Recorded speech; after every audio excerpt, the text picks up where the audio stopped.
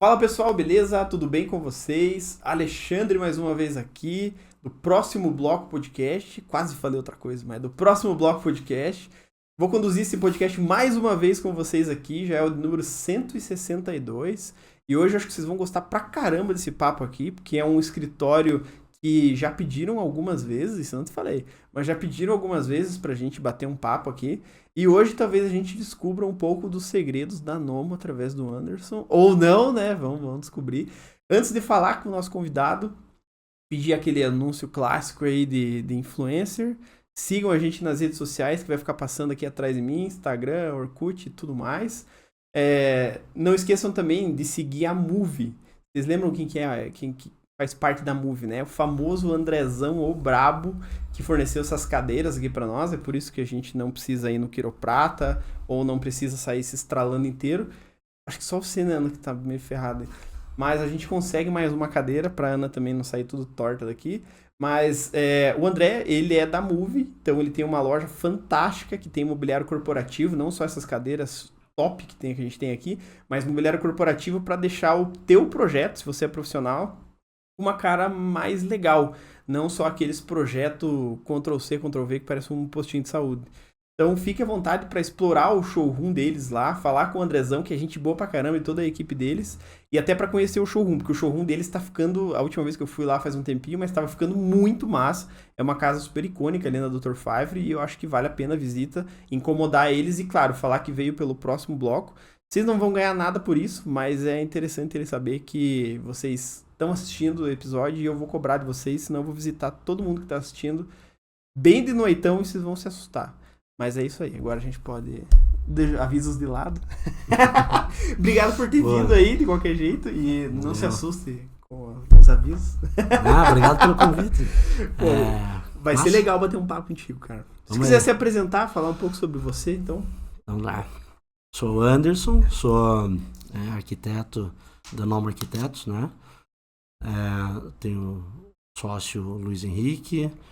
Nós somos em 13 arquitetos lá no escritório. É um escritório que agora está indo para o 10º ano de existência, né? E a gente trabalha hoje com arquitetura, projetos arquitetônicos de residências em série, que são os sobrados aqui, né? Uhum. E edifícios residenciais. Edifícios comerciais também, alguma coisa, mas muito edifício residencial para o mercado imobiliário, né? Então são esses os projetos que a gente trabalha. Uhum. A gente adora arquitetura, vive dando, vive correndo atrás de novidades, de se inteirar com novos projetos, tanto dos novos arquitetos pelo mundo. Então, vivemos apaixonados por arquitetura no trabalho que a gente faz lá. E você é sócio fundador de lá? É isso aí, é tipo assim, começo do escritório, 2000 oficialmente é 2015, mas de 2013 em diante, eu fazia uns projetos com um amigo da onde eu trabalhava, né? Então, fiz alguns primeiros projetos com ele, depois fiz com outros amigos arquitetos, até abrir o escritório em 2015. Então, eu tinha ele como um parceiro, não era oficial ainda de ser necessariamente um sócio. Aí, quando abrimos oficialmente, eu tinha 2 sócios. Então, mas o mais importante que necessariamente a sociedade foi que sempre a produção foi coletiva e nunca individual, né? Foi uma forma de... Não era tipo o Anderson que... Não, Só o Anderson que projetava. Não, nenhum dos projetos, assim, né? Sempre eram 2, 3, 4 pessoas. Eu acho que assim a gente divide as ideias, divide os caminhos né, projetuais. Eu sempre gostei de produzir coletivamente, né? Então, hoje o sócio que está comigo hoje, que é o Luiz Henrique, ele está desde final de 2020, né? Então, e já é um arquiteto que é amigo meu da faculdade. Então, na verdade, né, a gente se conhece faz 22 anos, né? Caramba. Então, é bastante tempo para Tem uma vida aí. ter uma vida aí pra gente E sempre foi dividindo Nomo? projetos. Sempre foi Nomo.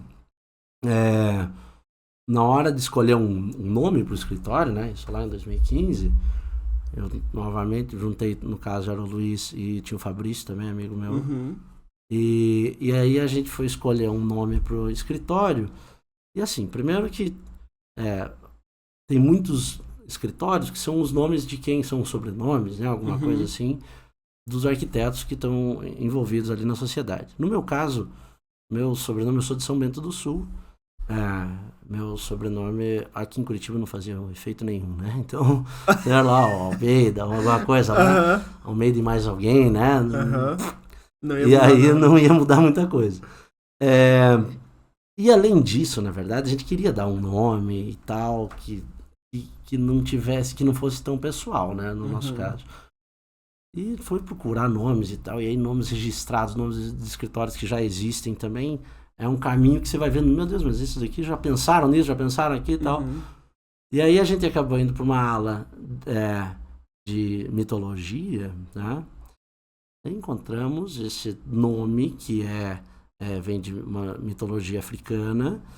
E essas criaturas, os gnomos, são criaturas enviadas por um ser superior na mitologia deles, para trazer criatividade para o mundo. E aí fez sentido pra gente, né? Coletivo, criatividade, é o que a gente precisa do dia. Tudo que vocês esperavam. Todo dia a gente precisa acordar criativo. E não só para arquitetura, para resolver tudo da vida, né? Mas principalmente para arquitetura a gente precisa de muita criatividade. Então fez sentido. E aí ficou Nomo Arquitetos. Show. Desde então. História massa. Eu achei que você ia falar assim, sei lá, juntei as letrinhas.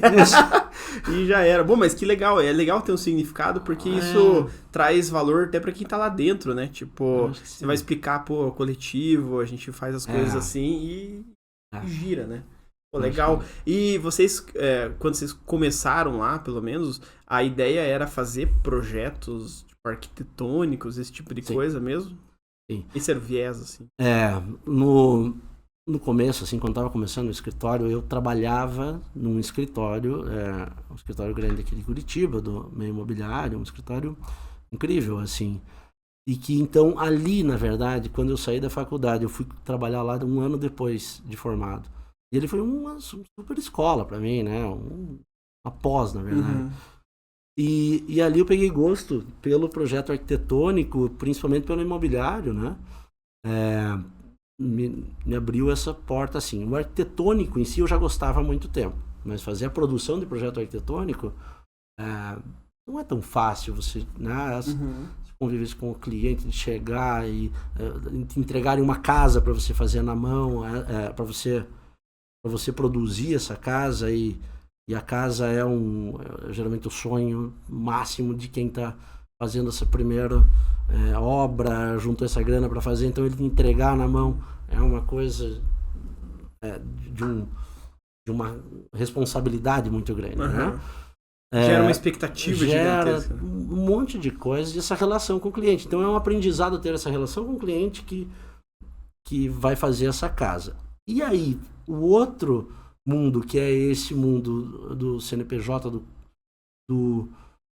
da edificação do imobiliário, você tem essa relação com produzir um projeto para a cidade, mas também tem um outro objetivo, que é o objetivo de rentabilização também, né? Então, produzir o projeto arquitetônico com a legislação, com o trato com o cliente e ainda ter um resultado financeiro interessante, essa matemática toda eu fui perceber nesse outro escritório. E aí criou-se outro desafio. Aí sair de lá e buscar uma arquitetura que eu fizesse sentido com o que eu estava olhando de arquitetura, foi o que motivou a sair para um escritório novo, né?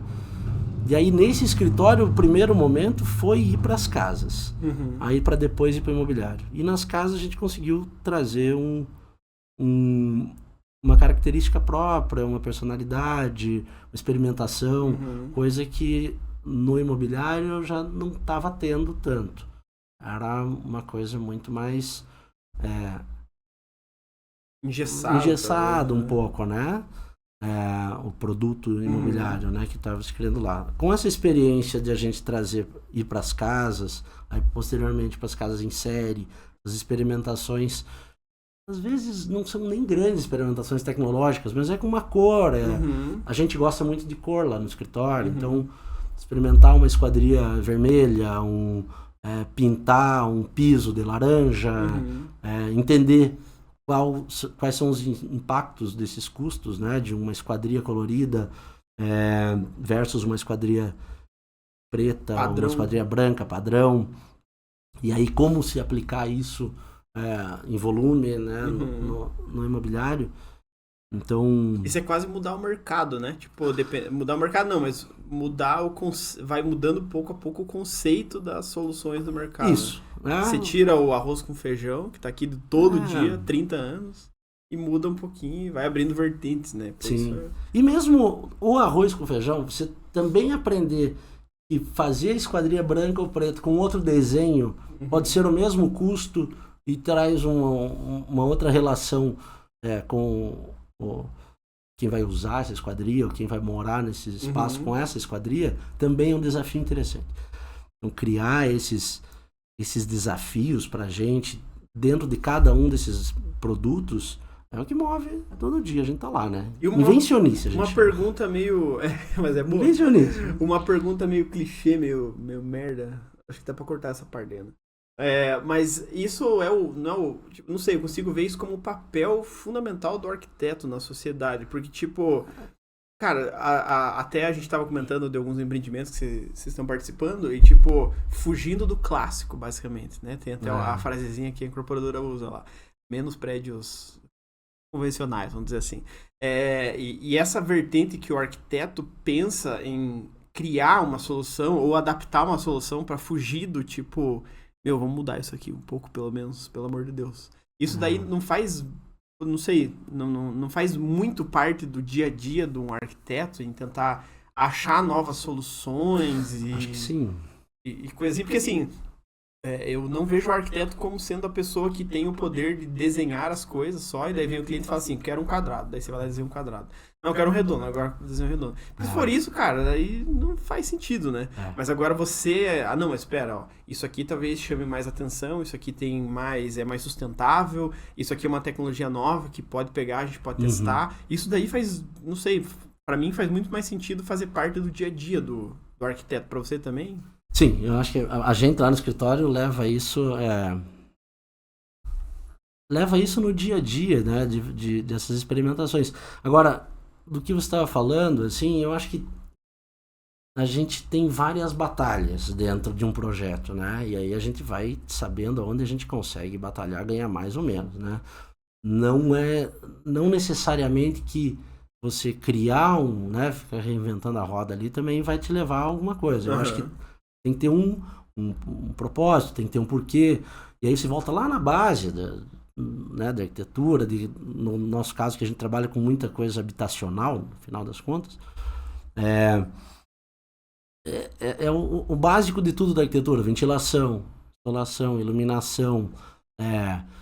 Hoje aqui em Curitiba a gente posicionar corretamente uma edificação num terreno já é ponto na frente, já é você...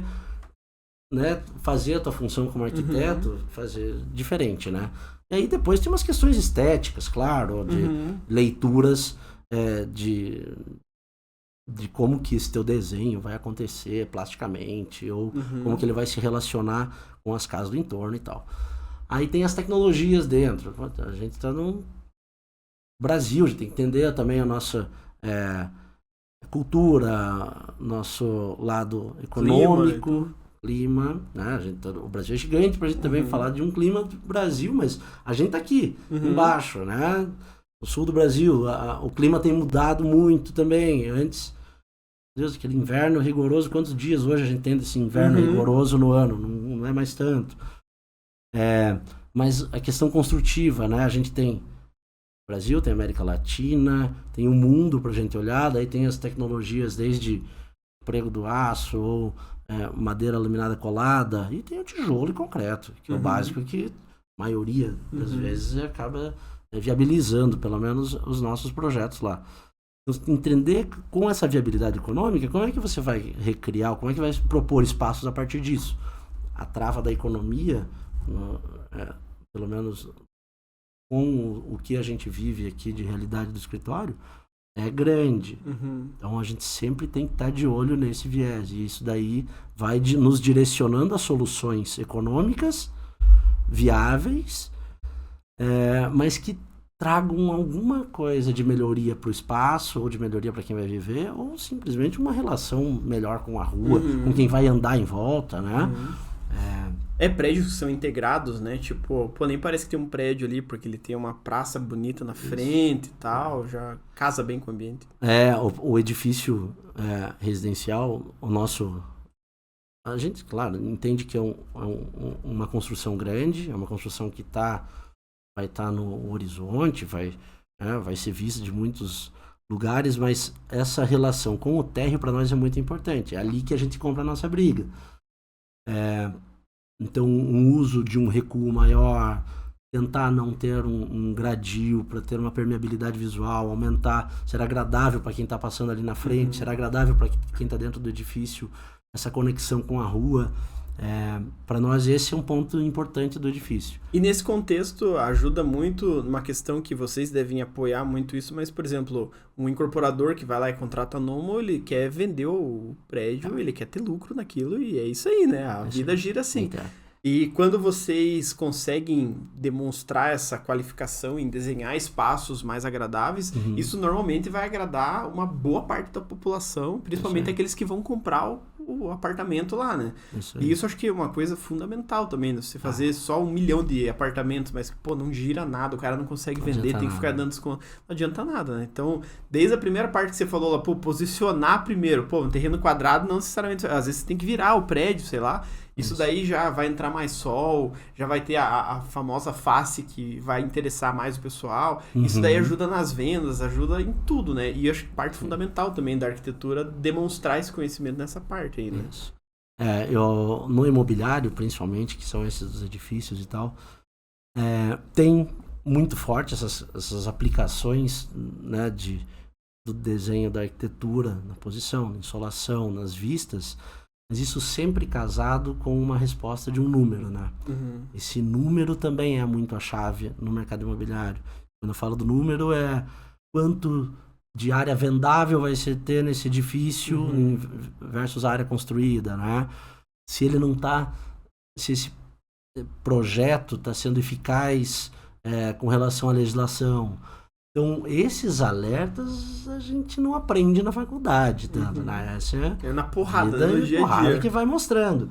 E aí você entregar um prédio uma eficiência numérica, uma eficiência econômica e com qualidade plástica e de uso e arquitetônica no sentido isso de qualidade espacial, insolação, ventilação, tudo mais.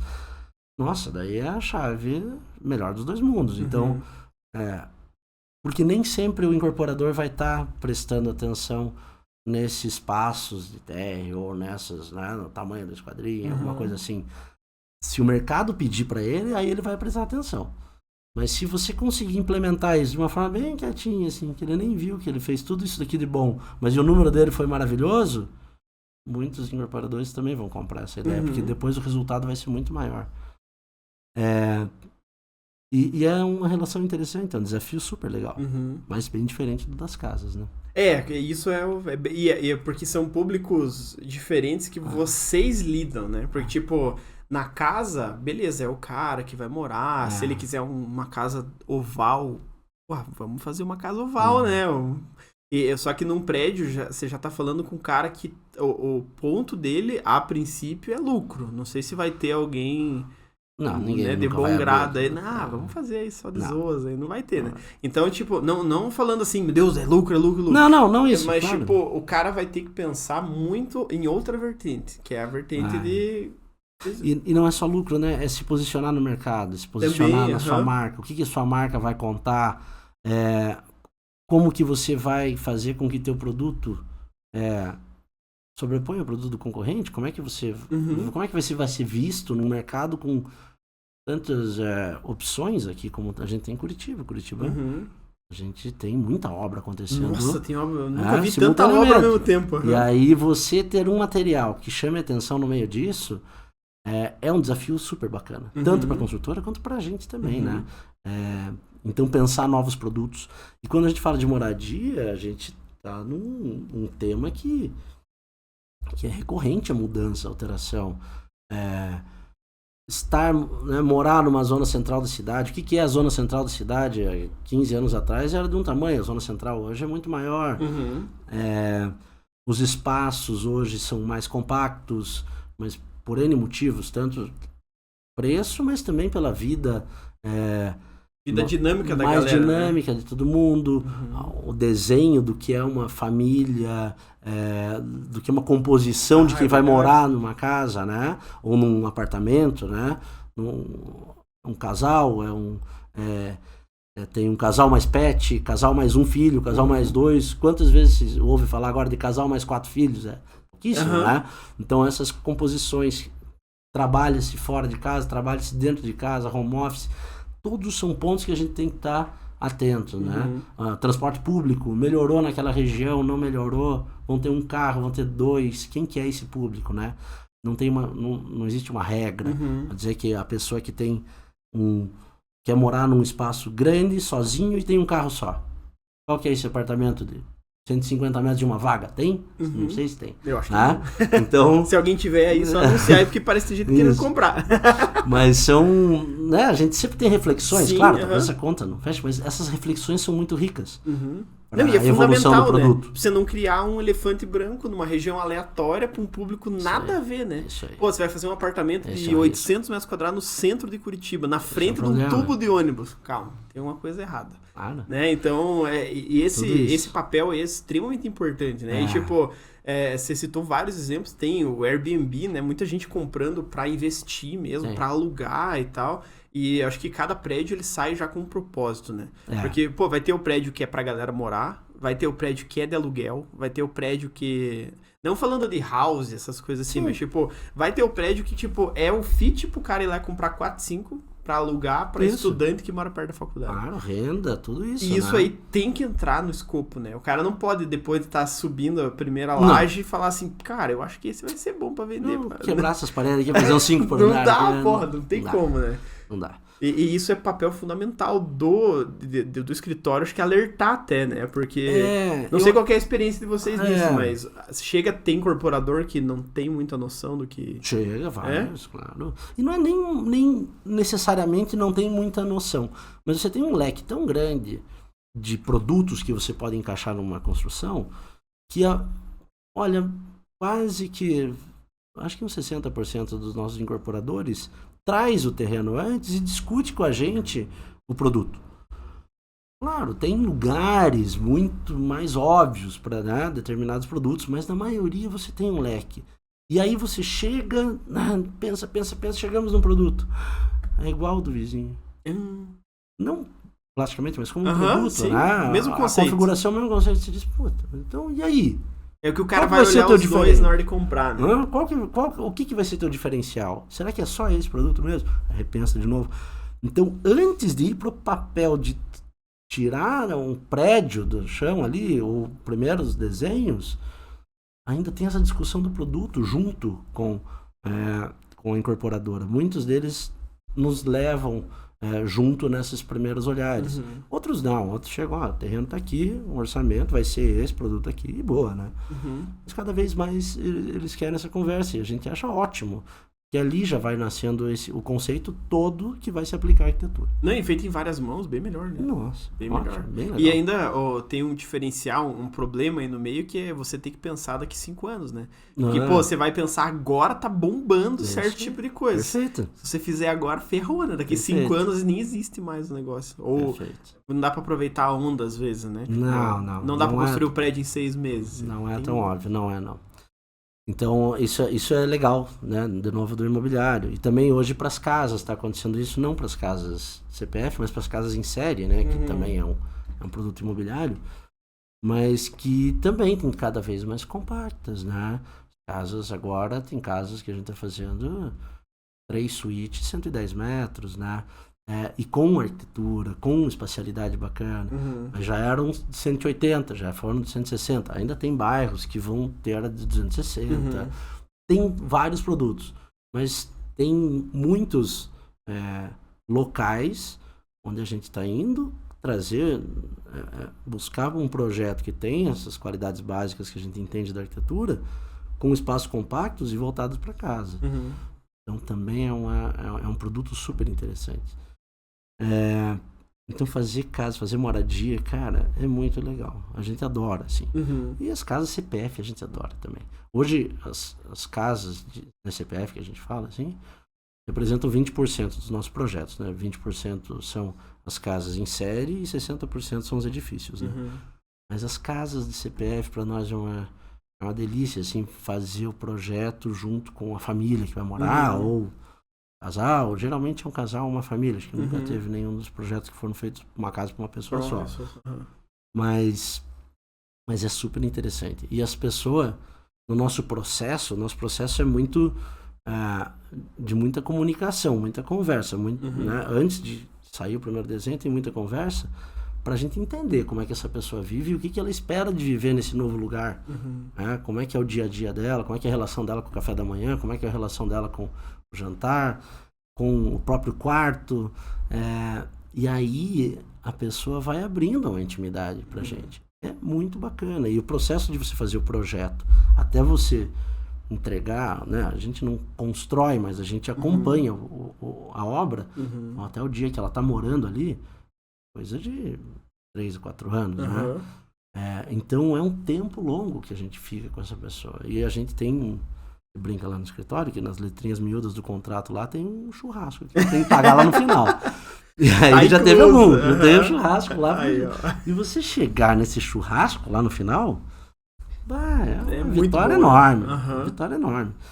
E tem acontecido, graças a Deus tem acontecido. O churrasco tá aparecendo. Né? Não, e é legal que são 2 mundos diferentes, né? Porque você atende o cliente que vai morar. Então, se ele é o cara, o casal que não toma café da manhã, não toma fazem 15 anos, talvez não precisa montar uma bancadona lá pra tomar um café da manhã. Mas é diferente do prédio, que você não sabe quem vai comprar ainda. Né? O cara do apartamento, você vai ter que criar meio que uma estimativa do público que vocês querem atingir, né? E na casa, não. Na casa você entra no íntimo da pessoa ali, né? Tipo, não, o cara vai ter uma academia, o cara vai ter uma piscina porque ele gosta, ou ele odeia a piscina, tipo, não pode nem ter ligação com a Sanepar na casa. E você tem que adaptar, né, o projeto à necessidade do cliente, né? Não vai, talvez, não sei, né? Você pode me corrigir se estiver errado, mas acaba não vendo muito assim, não, eu vou fazer desse jeito que é mais fácil de vender depois. É mais difícil, né? A pessoa quer morar primeiro. É mais difícil, mas tem. Mas a gente, alguns alertas a gente dá, né? Para que pelo menos tenha um pouco de consciência, assim, lá né? Você vai fazer uma casa de 700 metros quadrados com um quarto. É uma casa diferente. Ela tem que estar pelo menos conseguindo. Claro, em 700 metros quadrados você vai encaixar mais 2, 3 quartos, mas a gente dá alguns alertas. Ou, né, você faz uma casa desse tamanho com 7 quartos e uma vaga de garagem. Não vai fazer, né? Passando exemplos radicais, mas a gente sempre tem uma leitura dessa, de trazer, olha, se tu tiver um espaço aqui onde se possa colocar um 3º quarto, faz sentido para esse tamanho de casa nesse condomínio ou nesse bairro, né?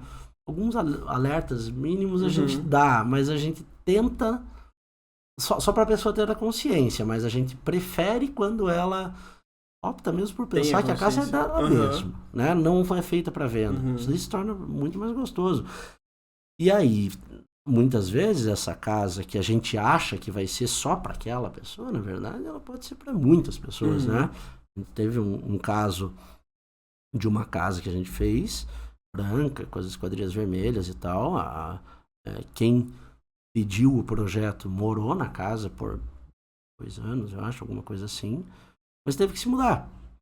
Por qualquer motivo, teve que vender a casa e se mudar. E era uma casa muito particular dela, né? E no final, vendeu por um preço melhor do que as casas do condomínio, mesmo na média.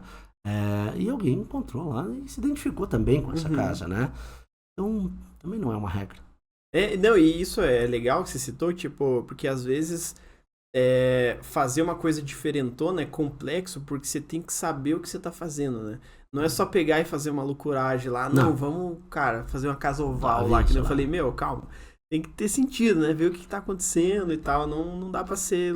Mas assim, se o cliente se identifica se fica harmonioso, se tem contexto e tal, outras pessoas vão achar o contexto, vão entender isso e tal. Porque a arquitetura, a arte, tudo mesclado. E daí quando você consegue fazer um diferencial, que eu acho que é isso que o mercado, não sei se você percebe isso, mas o mercado de Curitiba, ele tá cada vez mais buscando diferenciais em prédios e tudo. Sim. Tá cada vez menos saindo o prédio de forma, né? Tipo, me dá aquele lá, pelo menos o pessoal tá investindo mais, contratando nomo, contratando pessoas de renome para dar um ar diferenciado. E daí, putz, quando começa assim, eu acho que meio que eleva o nível da galera, puxa a galera para desenvolver projetos mais desenrolados, né? Sim, e aqui para Curitiba, nesses últimos anos, também vieram arquitetos de fora, de São Paulo, acho que até de fora do Brasil também, o que também é ótimo, assim, para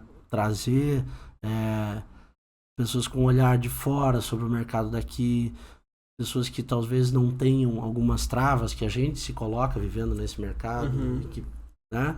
Tipo, trava cultural, social, coisa assim? Às vezes sim, né? Às vezes a gente tem que... Aquele terreno vai ter tal vocação. E vem um arquiteto de fora com... claro, sempre vem brifado por uma incorporadora, mas às vezes não vem tão travado nisso e traz novas tecnologias, traz novos desenhos. Eu acho que a interação da nossa profissão em diferentes locais, a gente também faz projetos em outros... faz projeto em Santa Catarina, fez projeto já em Minas Gerais, fez projeto em São Paulo.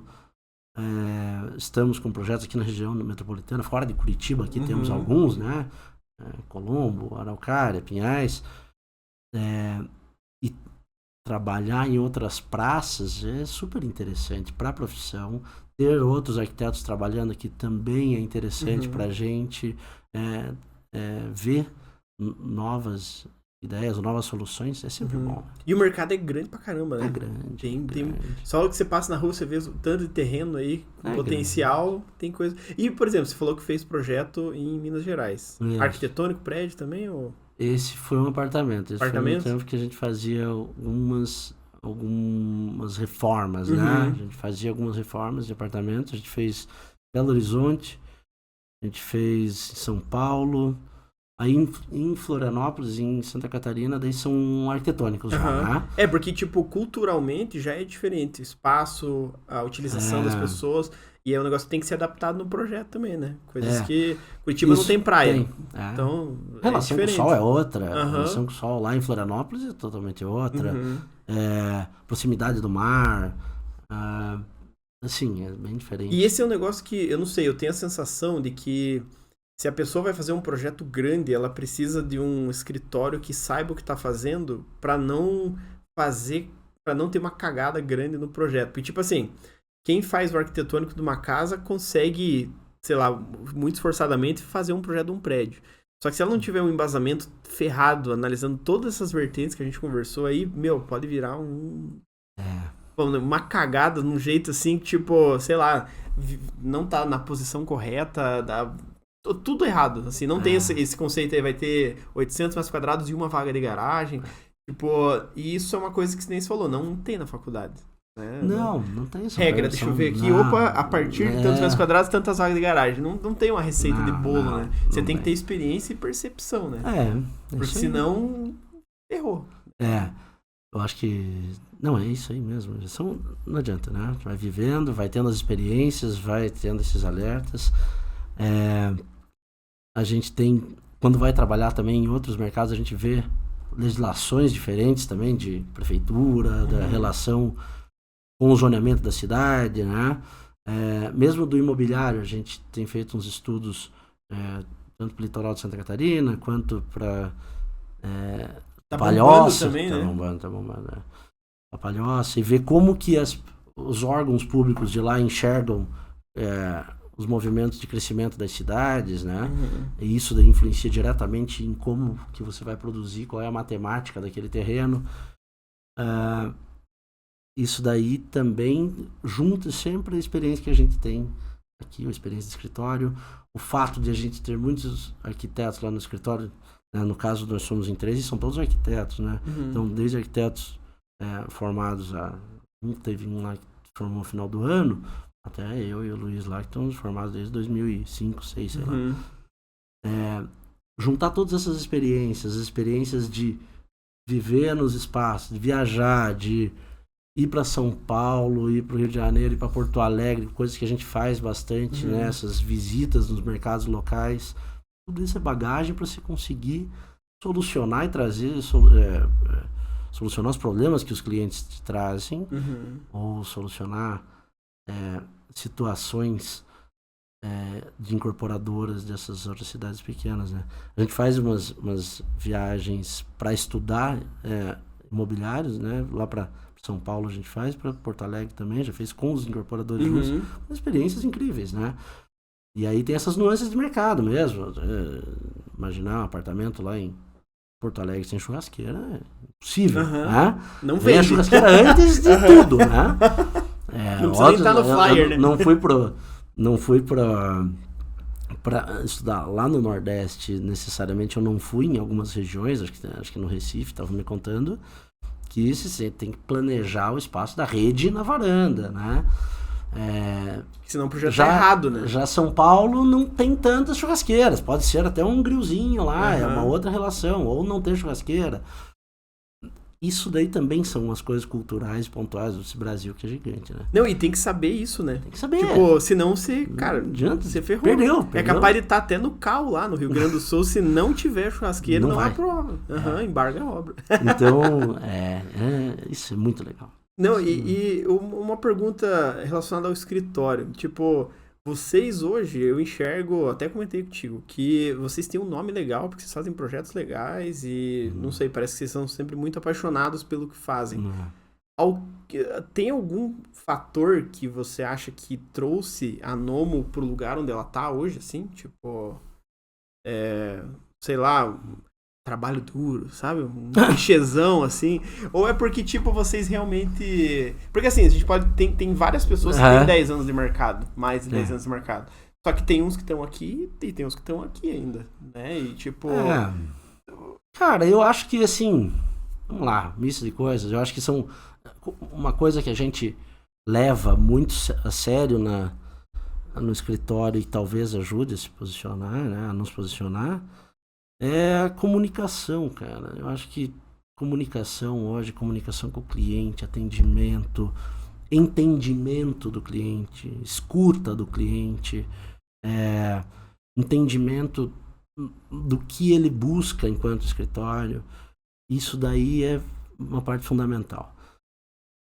Ter a personalidade, buscar um pouco do que você quer traduzir enquanto arquitetura, lutar por isso, né? Mas lutar a batalha correta ali também vai criando uma cara do teu escritório. Eu acho que isso, de certa forma, é importante para você, ao mesmo tempo que você cria uma personalidade do escritório, não é nem criar, mas você a personalidade do escritório se forma baseada nos nossos projetos, na nossa linha de pensamento, na nossa linha de atendimento.